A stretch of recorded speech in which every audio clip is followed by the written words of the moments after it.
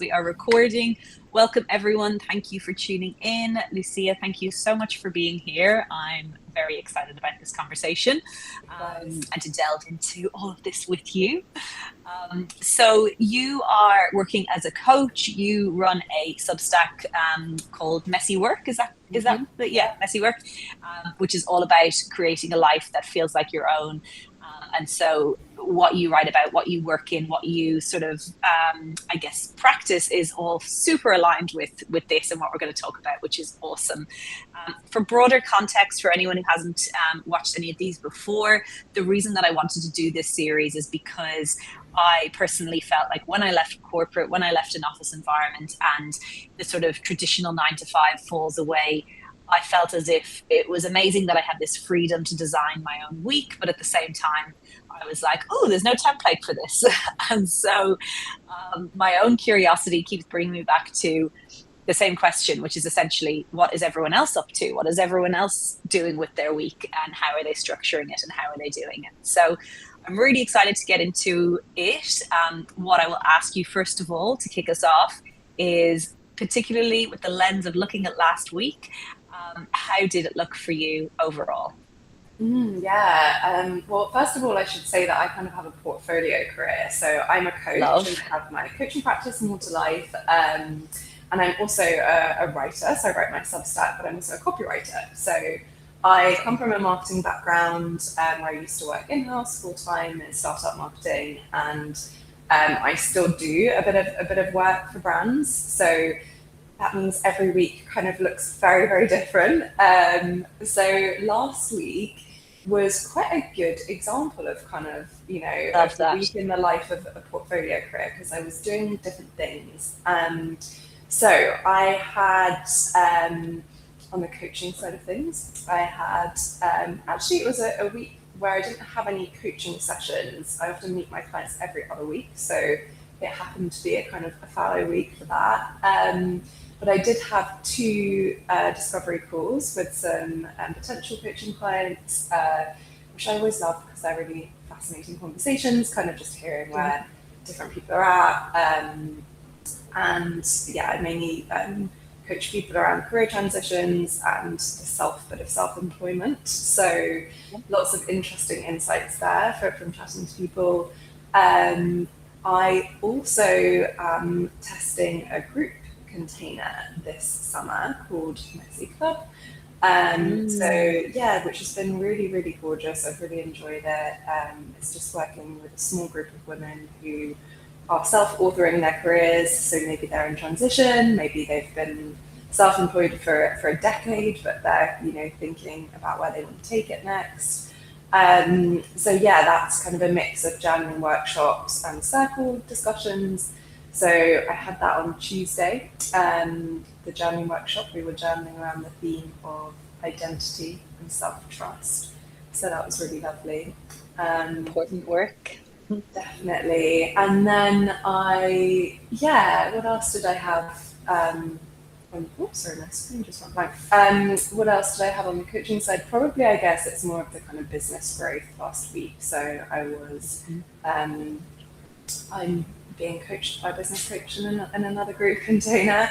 So I've been thinking a lot about, some of the kind of big ideas behind my business. And then on the copywriting side of things, I have had a big strategic messaging and website copy project for a really amazing non-alcoholic functional drinks brand. So I was quite deep in that as well.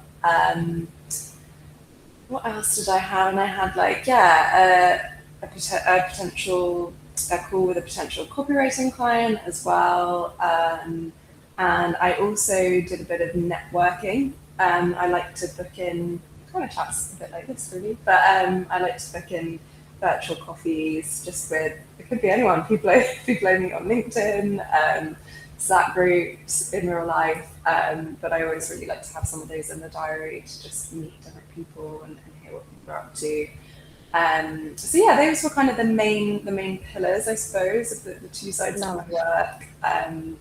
And then on Friday, I got the train up to Scotland. So yeah, a good example of making the most of the freedom and flexibility of being self-employed, because I was actually just on the train for all of Friday and spent the weekend in Scotland. So yeah, that's my week. Fine. I love that, and it's such a good example. And I love that we just caught you. Some weeks are inevitably mundane and you just crack on with the admin and you just got to get your head down, and then some weeks it does have that diversity and that variety. And I think for the purpose of this, I'm so glad it landed. It's amazing seeing what weeks people are landing on, but I love that it landed on a week that sort of offered up the full variety of a portfolio career, because I think that's what I find so fascinating about sort of delving into the behind the scenes with people, is that with portfolio careers, like, it is so far removed from what we know in sort of the office land, the corporate land, working in sort of a traditional job. And that's everything from sort of the revenue streams themselves, the different hats you have to wear, the fact that you're sort of shifting between very different roles yourself, but also that variety and flexibility and everything that comes with that. So I love that you did have one of those weeks with your messy club. That sounds like such an amazing idea. And when I did recently, I completed some research. I asked about 130 people, which I think you completed. You were in the research, weren't you? Yeah. Yes, love it. That's great insights as well. I really, really enjoyed reading what you've learned. It was, thank you so much for being involved. It was so interesting to dissect all of that. There was so much in there. But the biggest thing that people were asking for, it was community, and the biggest thing that people who were going through transitions, going through sort of big changes in their life, the biggest thing that they were asking for was sort of people who were going through the same thing. So I imagine with that, there's a element of fulfillment and purpose that comes with sort of bringing people who are at a similar stage together and learning and growing from each other as well. So it sounds like super interesting work. Yeah, no, and I think that's such a fascinating insight, because something I always say as a coach, I'm an accredited transformative coach, so I'm not a mentor or a teacher. I'm often really going and walking alongside my clients and their thinking partner, and I'm often going through exactly the same things as they are, or maybe I might be a few steps ahead, but there's really a lot of parallel processes there. So even selfishly for me, facilitating Messy Club, it's really lovely sometimes to hear these things. And there's a lot of power, I think, in bringing women. It happens to be all women. I think the same goes for any gender, but it's really powerful kind of bringing people together like that. And, yes, it's great to work one-on-one with a coach and have someone witness you and build that specific relationship when you're going through times of change. But it's also really important to have people around you who are in it. And just, I think we all think this is why the premise of this podcast is so great, is that I think we all think sometimes, like, am I the only one that's going through this? And am I the only one that's totally spiraling? And actually, probably everyone is, but we don't see that from the social media highlights, etc. 100%, and that is it exactly. It's like we all, like, it's such a unique human thing to be like, or we think it's a unique human experience to be like, is it just me? Is this just, am I the only lunatic feeling this? And then you go out into the world and you realize that it's like the most normal standard.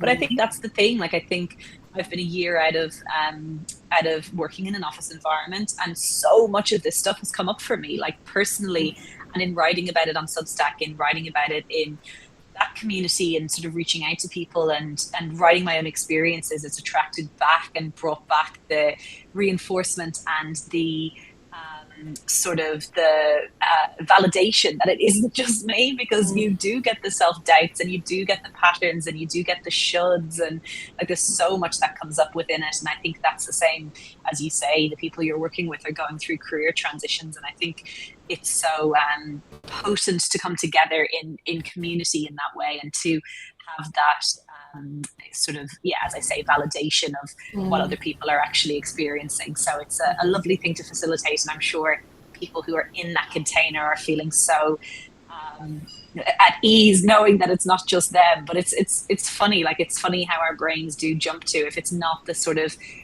path that's trodden and easily seen and is clearly laid out. Like we all know sort of the typical milestones and highlights and everything of having a traditional career, but when it's not that, it's so much harder to sort of dig into where the sort of metrics of success, I guess, lie, and that's when they become more internal, and that's when it becomes the inner work that you kind of go, okay, this is a little bit this is a little bit more digging than I expected, a little bit more excavating of sort of the inner world than I had initially anticipated. But look, we're in it for the long haul.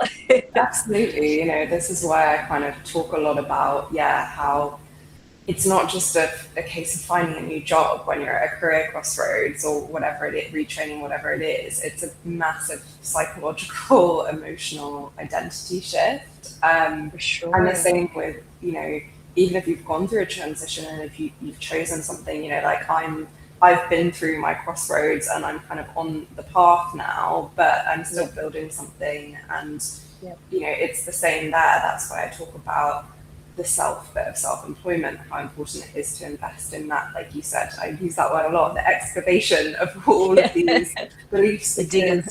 Because you're kind of, you know, absolutely to your point, you know, we're handed a script of what our careers should look like, or even like what our relationship with like time should be, to get really existential, by school, by jobs, by our parents, by society. And you know, that's why I talk about self-authoring your career, because you're really having to rewrite the script and you're having to become your own authority on how you do all of those things, which is like really, really hard. So. It is hard, and I love that term. It's such a good term to coin and to use, the self-authoring, because that is what it is. And it's funny you say that about time. It hasn't really come up before for me in writing through all of this, but it is such a good point, because it is the fundamental thing when you're working for yourself and you have so much autonomy over how your week goes and how your workflow goes. How you see time and your relationship with time has a really big impact. And my partner, he always jokes with me that I have absolute time blindness. And this is more like less to do with work and more to do with like weekends. I'll be like, I'll be ready in 10 minutes. But I think it's like, again, as you say, getting existential, getting philosophical.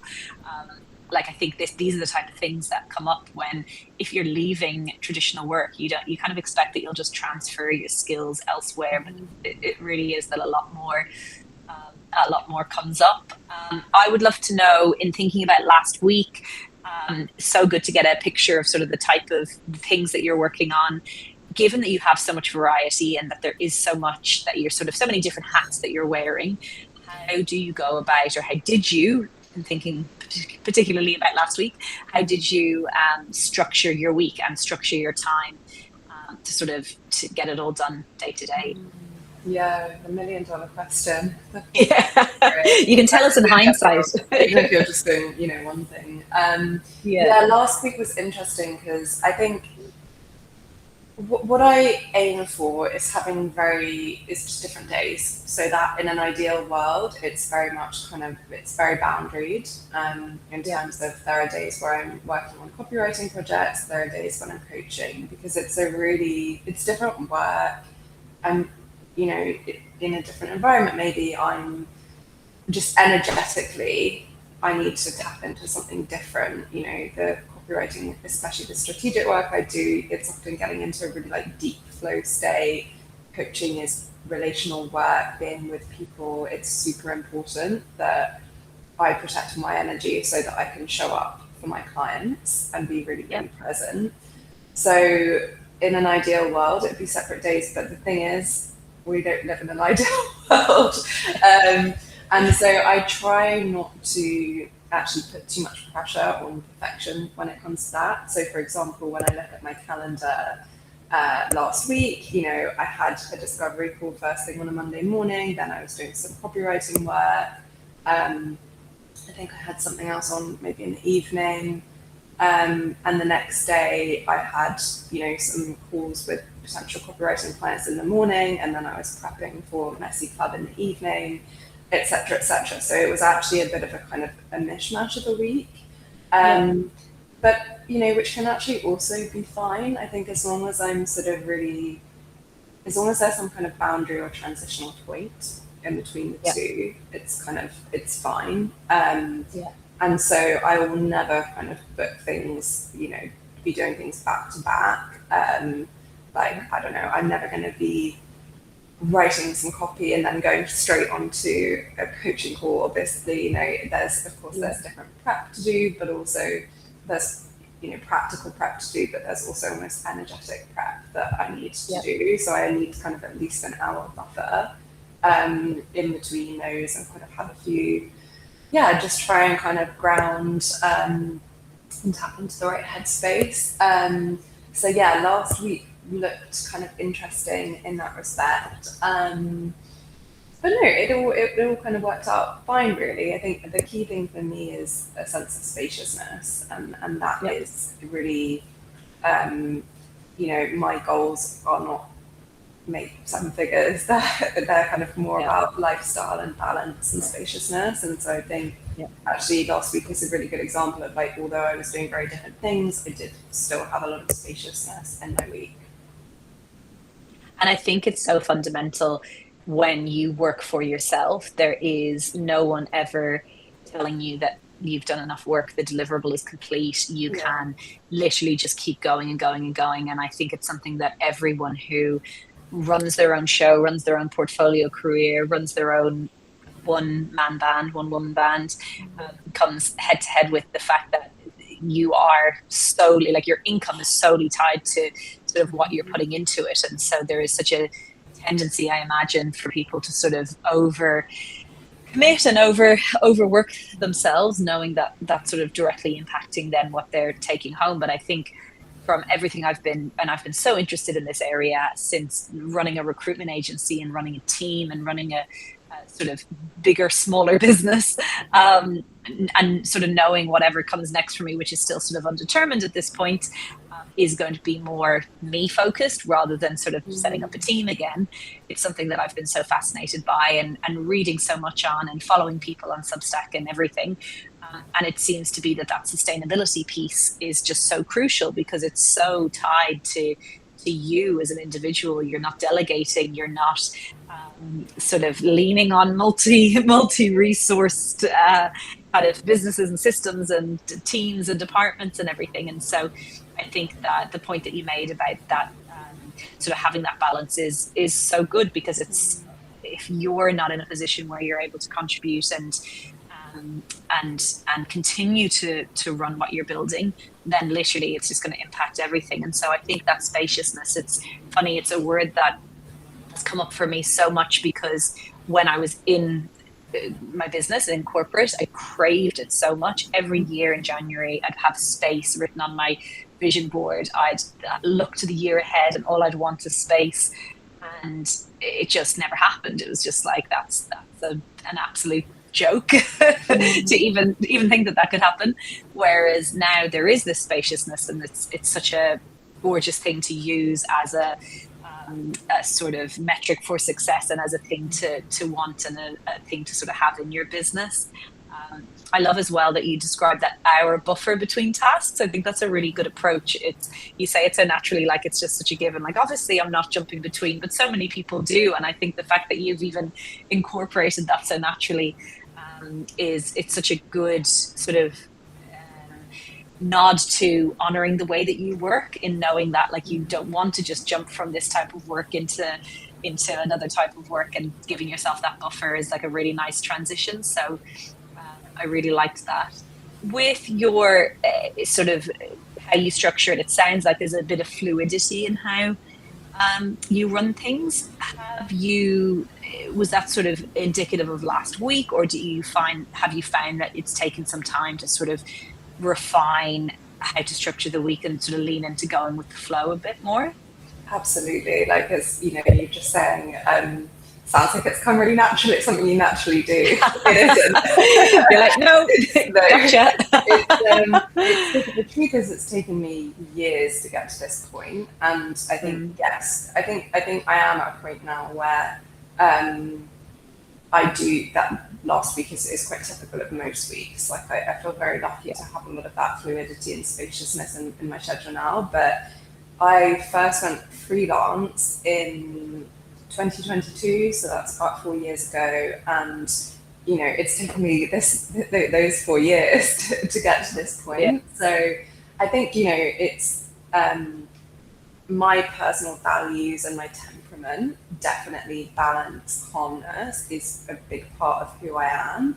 But obviously, when you spend your whole life, like I talk about coaching recovering high achievers, I obviously am one myself. And when you spend your whole life kind of in these institutions where there are, and systems where there are routines, and a certain version of what success should look like, it takes a while to kind of decondition yourself and rewire that belief system.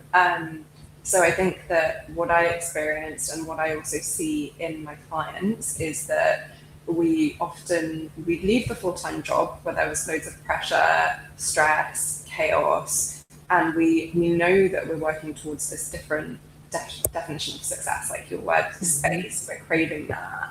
But it's just really hard to kind of bridge the gap between the two. And so I think a lot of us just end up replicating the same patterns, the same belief systems that we were trying to escape from. So something I often say, a lot of us were probably escaping an arsehole boss, but then we become our own arsehole boss. Yeah. So hard to relate. Exactly. So I was, when I first went freelance, this was before I trained as a coach, and had that side of my business. So I was just freelance copywriting, going straight from startup marketing to that. And so it was, how can I be as booked and busy as possible? Very much oriented around making as much money. And like you said, it is really hard to set boundaries if you know that, if I say yes to this thing, I'm going to make more money, and I don't know when's the next time that opportunity is going to come along. So I really burnt out again. The reason I went freelance was because I'd burnt out. And so I really burnt out again.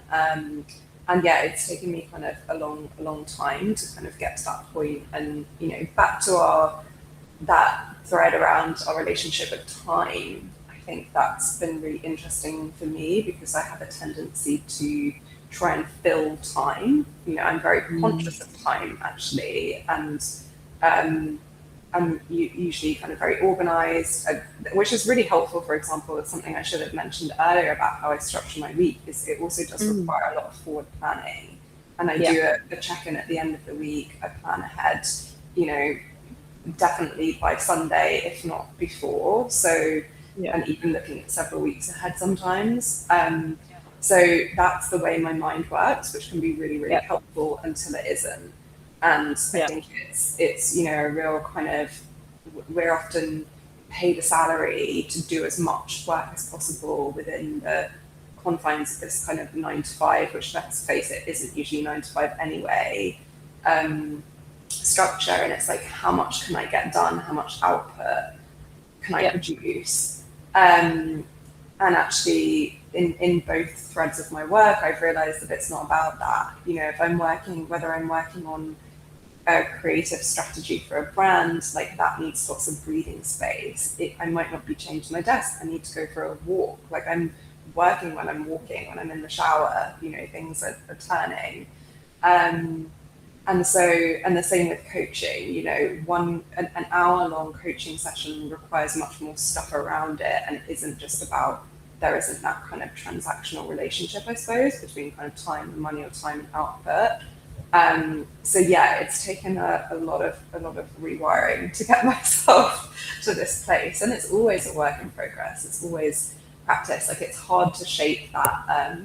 One of my clients once called it girl boss residue, which I think is a great term. It's hard to shape that without girl boss residue. That is amazing. Girl boss residue is such a good term, and oh man, I feel that. But I so appreciate you sharing about the fact that it has been and continues to be a work in progress, and that it's 4 years since you left the sort of office environment and left your girl boss, corporate girl boss era behind.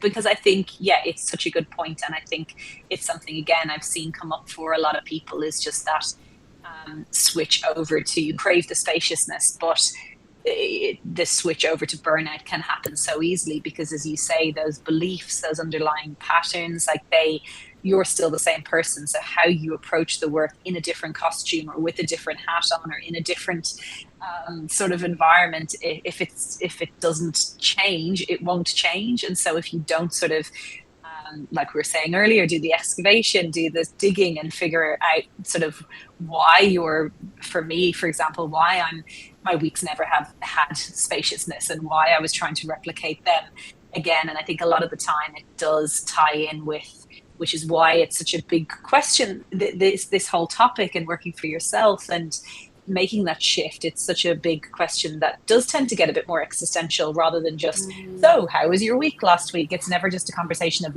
logistics. It's always a conversation of how deep are we going here? Because it's not just a case of waking up on a Monday and then just cruising through to Friday and going, great, it's all, that was easy. That was just a normal week. A lot more comes up. And again, as I say, around self-worth, and you mentioned identity too. So it's good to hear that you're still in that work in progress mode.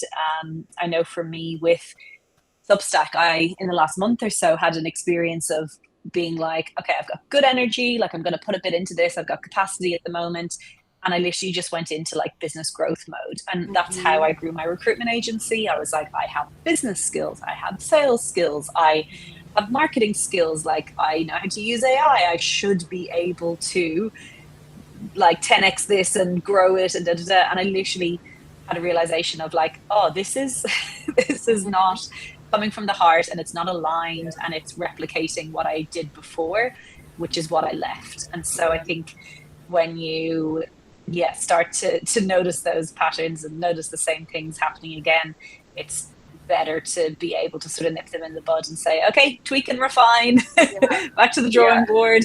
It's funny hearing you say that about Substack, because that's exactly what happened to me when I first started my Substack. It's like, I'm going to like get thousands of followers and do all this stuff. And of course, if for some people that might be like actually a really valid goal to get to, because it might support something else in your life, your business, which is great.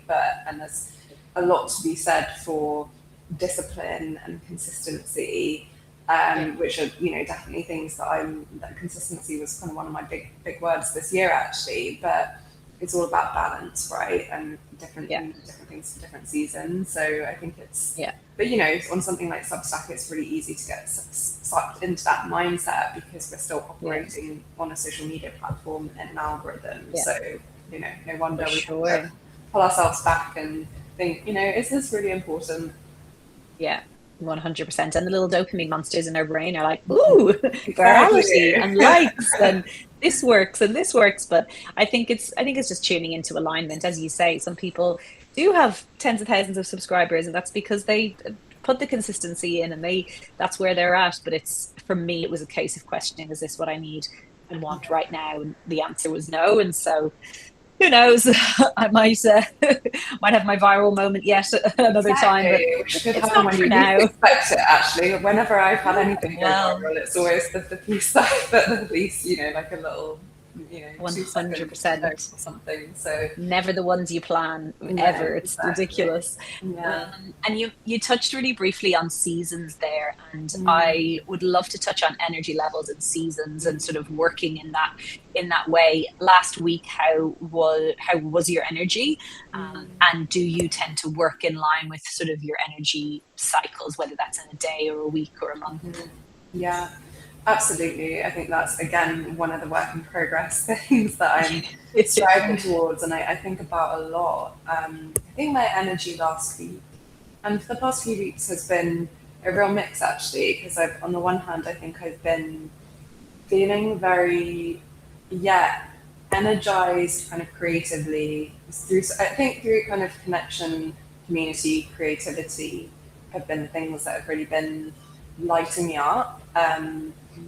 Which, whether that's through kind of the conversations I had with potential clients, or facilitating Messy Club, or just kind of having a really great lifestyle that I love and I feel very lucky to have. I think all of that has been feeling really nice and in flow, which is a good place to be, because again, I'm always really honest about this. I had a few months before where everything did not feel like that, and it felt very like the pressure was on, much more kind of, I felt more stressed, more kind of uncertain. So, you know, it really does ebb and flow, but I've been in a period of flow recently. But at the same time, it's been really, really hot here in England, and that has been testing me a lot. You know, we've had heat wave after heat wave after heat wave. As a country, we're just not set up to deal with that kind of heat. So our houses get very warm. You know, my co-working space doesn't have air conditioning. So, and most places don't have aircon. So it's been also at times really, really hard to focus. So I was definitely feeling that last week. And really just having to remind myself to actually, just have some grace for all of that. And you know, remind myself that, okay, well, I am in, you know, the privileged position of being my own boss, and I do get to decide. I mean, I think back to our the points we were talking through earlier about the residue that we carry through. It's still, there's that kind of default response. If I have a day ahead for me and I've got like a copywriting project, let's say, to finish, to keep working until 6 p.m. and get as much done as possible. But last week it was really a case of thinking, but I'm not actually going to produce my best work. I don't have to get it done today. I've still got other days where I can do it. So how about I just, you know, do 5 hours of work today instead, or whatever it is. So I was really kind of just trying to rest and kind of, you know, allow for the changes in temperature, the different environment, you know, allow for how they are obviously affecting me. And even just kind of, I think on the Tuesday, I had Messy Club in the evening and I was prepping for that. And I just allowed myself to have a very spacious afternoon where I was kind of sitting in my garden and I was, you know, putting the laptop away and journaling, you know, through the prompts myself to kind of test them out, see what came up for me. And that felt like a really good way to work versus just kind of chaining myself to my desk and trying to produce at my normal rate, which just isn't going to happen. But something I'm working towards is really embracing seasonality. I'm really interested in what does it look like for us to kind of bring more like feminine energy into the way we work. And I mean that, you know, energetically, not kind of speaking about gender. And I think we need a balance and integration of both masculine and feminine energy. But in terms of the systems we operate in, the way most of our relationships to work have a lot of this like masculine energy, where it's quite linear and, you know, focused on output, quite aggressive. Like, what if it doesn't have to be aggressive all the time? What if it can be spacious? What if it can be cyclical, seasonal? So I've been thinking about that a lot, you know, both in terms of the energetic rhythms of my own week, but also even on an annual basis. You know, I think especially with a portfolio career, this can become really important where, you know, you might be really focused. For example, I might be really focused on a copywriting thing for a month, but then the next few months, actually, that might take a backseat and focus on more to life in my coaching business. So it's something I'm trying to think about and embrace a lot more. And I think it is the most gorgeous way of approaching working for yourself and running your own thing, because as you say, even thinking about it as a year, having that ability to zoom out, like that's a gift that you don't have when you're working for someone else, when you're just in the sort of cycle of produce and deliverables and productivity. And I think to tap into that and actually be able to say, even things like it's winter, what type of work do I want to do in winter? It's summer, how much do I want to? I spoke with somebody last week and she, similar to you, took Friday off, was trying to have summer hours. And again, the same thing creeps in, where you're sort of going, am I allowed to do this? And is this okay to do? But I think what you said about having grace, I think that is just such a good way of describing and articulating how we can be with ourselves. I think having more grace, being more gentle, softening, as you say, in the space where and in the place where hardening and success and sort of measures of success are driven by what you produce and all of that. Like, it does have a more masculine energy and a stronger energy, and that is what women have historically needed to fit into and do fit into within the office environment. But I think zooming out and questioning that seasonality, the way that we structure things, like why not sprinkle some of the alternative energy and the alternative ways of working into things, because that fully allows us to reimagine and rework things and redesign things in a way that fully aligns, because we do work in cycles, we do work in seasons. Like, look at nature, look at, like, we're just not designed to have that constant, consistent output. And so I think you articulated that answer so well, and I love that is something that you're working towards. And it's something that when I say I'm in like the pre-build stage of my next career, I have no idea what it's going to be, but at this point it's I'm still figuring it all out. But I know that working in that way and prioritizing having grace for myself, and even in the stage I'm in now, which is in pregnancy and in trying to get a lot done before the baby's here, and in trying to sort of still be in pre-build, thinking about next business and all that stuff. It's a creation stage, but I also have to have a lot of grace for the fact that I need rest, and it is winter in Australia, and there's sort of another learning, another layer of the onion that we've been talking about being peeled back to try and approach it in a way that's just a little bit more gentle, rather than a hardness that I think doesn't necessarily serve us in all ways. It serves us in some ways, but it isn't holistic, and it doesn't serve us. I think it often serves as the sacrifice of kind of what we actually need.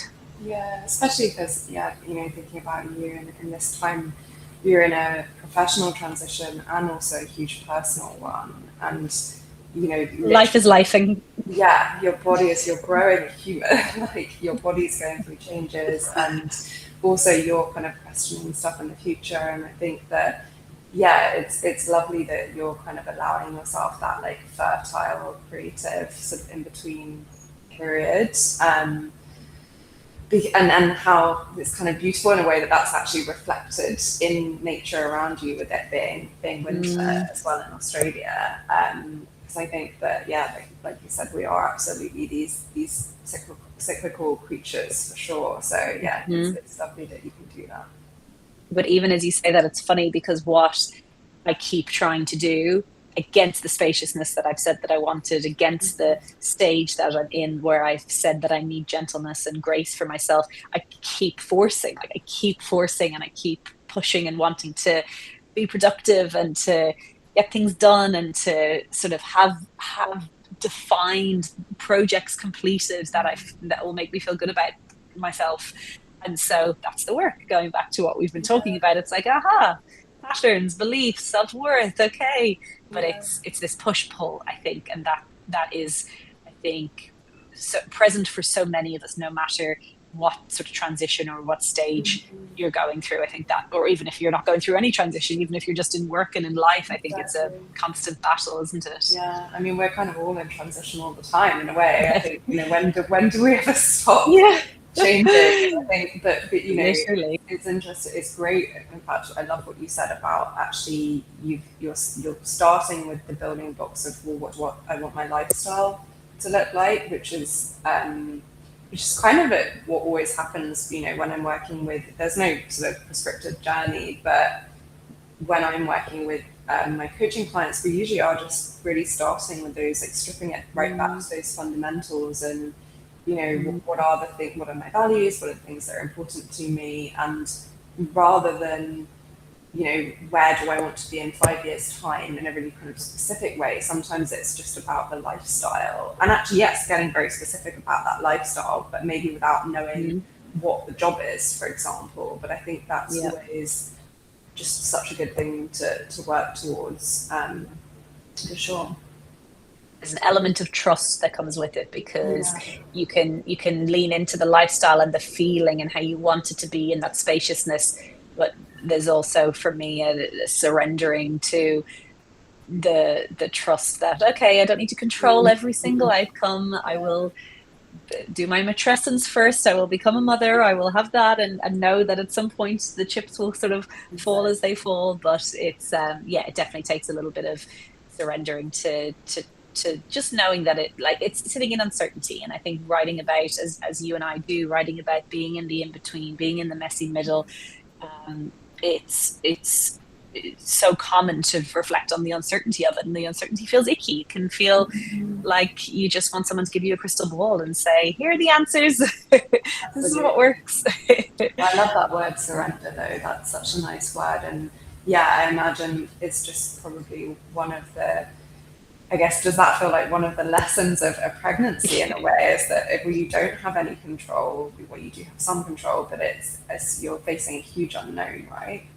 Oh, for sure. And you have to, there's so much madness happening in your body and in your energy levels and in everything, that you just have to, and your future. Like, we can plan, but like, even thinking about going back to Ireland, which we'll do for a stint and see all my family, we're throwing around dates, and I'm like, but who knows what our baby's going to want to do? Who knows how we're going to fly? And I'm like, it's just wait and see, which is the spontaneity of life as well. So it's just a constant journey of sort of relearning the lessons and coming back to what's important. And touching on your week last week again, thinking about that there's so much that we're covering that's sort of like, it's obviously multifaceted, but when you think about the work itself, for you, what felt like work last week, and what didn't? What sort of came with ease? I think that I was reflecting on this, and last week, I think a lot of it actually doesn't really feel like work to me. I think there are aspects where, and interestingly, actually, I did a little test recently with another coach who's in my co-working space, who's a health coach, and I was kind of guinea pigging a little device for kind of tracking your heart rate and stress levels, and I don't really do any tracking, so it was really interesting. And I really noticed themes emerging in terms of what type of work I was doing and whether my body was in stress or recovery mode. And you can see it on a graph, so it's red stress, green recovery mode. Obviously, stress is normal. A lot of stress is also healthy, so that's fine. But kind of tying this back to last week, not that I was wearing the device, but I would imagine it would look like, there were situations where I was doing kind of outreach or putting together copywriting proposals, or maybe having a call with a potential client. Not to say that that's always like really stressful and scary or anything bad, but it's probably like that feels a bit more like work and something that you sort of have to do. Also can be really enjoyable as well. Whereas, and probably the admin, maybe posting on social media, all of those things probably feel much more like work, because I am really putting, not in a bad way, but I'm putting my business hat on, right? Whereas I think when I can kind of take that business hat off, that's when, it doesn't feel like work, and probably also where I'm more regulated and in that recovery mode. So coaching never feels like work. Whether it's coaching my one-to-one clients or facilitating Messy Club or hosting workshops, all of the different things that I do. It's, for me, it's a calling, it's a purpose, it's a role that I feel very, very lucky to have. And coaching is really all about presence as well. So you kind of have to just focus on what's going on and kind of cast everything else aside. You don't know what's going to happen, what is going to unfold in a coaching session. So I think because of that presence, it doesn't, that's kind of almost very relaxing in a way. Obviously it depends on the session. So yeah, and the same I think can be said for looking at last week, having, you know, a few days where I was deep into copywriting projects as well. I think that's also something I noticed, that when I'm doing really kind of deep creative thinking, I go into a flow state and go into that recovery mode. So yeah, that didn't really feel like work either. I think there was a lot of kind of enjoyment really, as well as presence in what I was doing last week.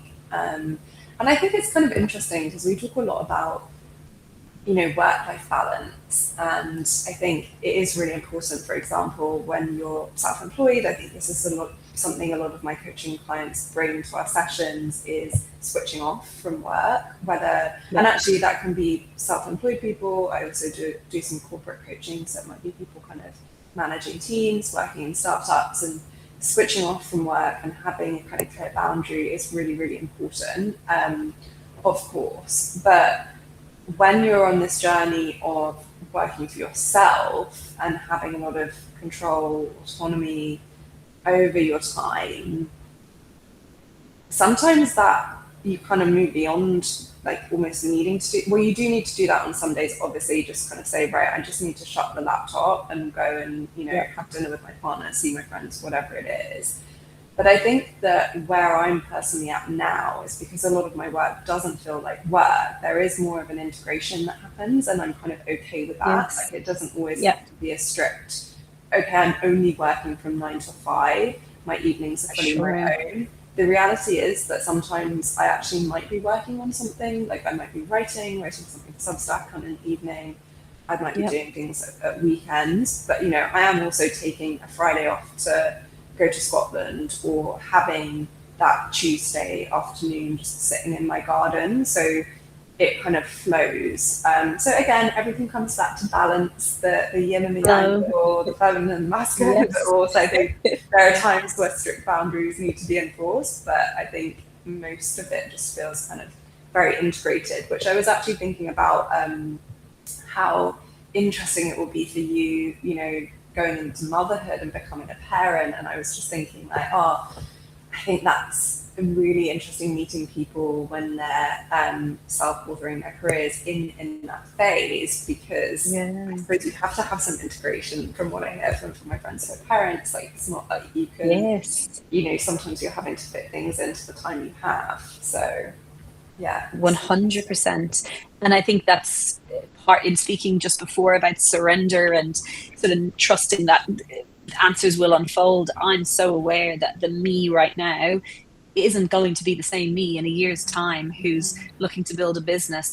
I am aware of matrescence, of what happens in your brain and your body, in everything, and how you see the world, your worldview. It will shift so drastically. And so I can put foundations in place. I can do my research, do my reading, which I do because I'm a nerd. But at the end of the day, I also know that like there is going to be a big transformation that happens, and the version of me that's building something in a year's time is going to be very different. And so I think having that awareness, as you say, it's super, super helpful. But I really love that reframe that you said around the integration and even working hours, because we did touch before on the fact that we don't want to burn out, and it can happen so easily, and you can end up working all hours under the sun because it's harder to enforce boundaries when you're either working from home or working for yourself. But I actually think what you said, it's such an important point, because that is also something that can happen, that you are in flow, you're enjoying it, it's stimulating and feeling like it's a creative expression rather than it's something that's draining you. And I think having that awareness is really important. Like even for me, we joked at the beginning that I'm such a morning person, and we're currently at 5 to 8 p.m.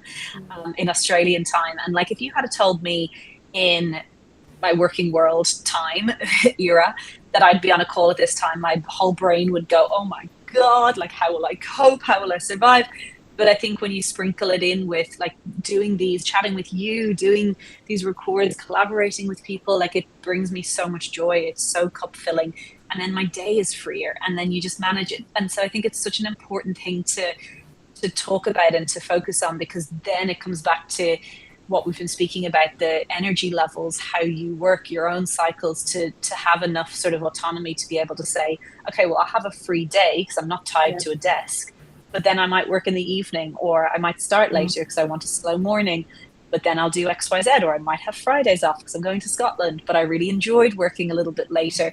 And I think that's a really good point. And that's actually something that I found quite hard, because I'm so used to being like, it's 10 a.m. I should be at my laptop. And it's the evening, I should be switched off. And so I think, yeah, it's a really good point to make. And I think a really relatable point for anyone who's sort of figuring out how to like manage that burnout piece as well. Yeah, because we can kind of, what's so interesting on, you know, being kind of, if you identify as a recovering high achiever, is that yes, you can be replicating the systems, you know, the same systems that you want to escape, and you can be trying to kind of rewire your beliefs, but then you can also make that an achievement.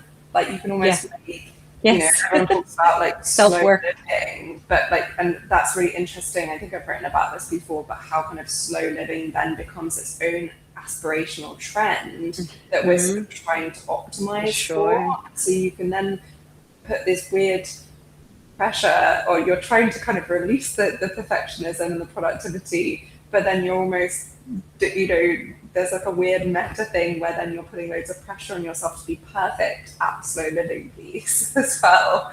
So you just kind of go around in circles and tie yourselves in knots. It's such a good point. And it is like, it's just a different version of optimization and a different way of sort of putting a bar against, what you think your new version of life should look like. And I think it's easy to fall victim to any of that stuff, but it's very, very important to be aware of it. So yeah, it was a very, very helpful reframe for me as you said that. Thinking about last week, what is one thing that you would change, and what went so well that you're going to be taking it into next week and future weeks? I think one thing that I think the thing I would change is probably is that, you know, I had a few days where I did have the push and pull from copywriting and coaching. So I'm still kind of working towards, ideally there would be a bit more separation there. And speaking about buffers, like I had a couple of calls where I didn't have a buffer, and they weren't coaching calls or anything, but they were just coffee catch-ups, calls for potential clients, where I didn't have a buffer. And I always find conversations tend to go on more, and you want to stay and you don't want to jump off. So that's something I would change. But I think it felt like a really good week, and I'm just working on kind of bringing more of that spaciousness, more of being really attuned to my energy levels and kind of what I need in specific moments. So yeah, hopefully that will continue, but ask me on another week, we'll see how I'm doing. Well, that's it. And that's the beauty of life. It's the beauty of the fact that we are flexible beings, the fact that we can't have too much rigidity around what we're doing. I think what you described, sort of planning and forward planning for the week ahead, reflecting back on the week that's been, and being mindful and aware and conscious and intentional about what you want and what a good week looks like for you. It's never going to be prescriptive. It's never going to be that you, and I think that I find that hard sometimes, because I'm like, well, that was a good week, copy and paste that into this week, and then I'm like, oh no, that didn't work, because I was tired this week. Life has other plans.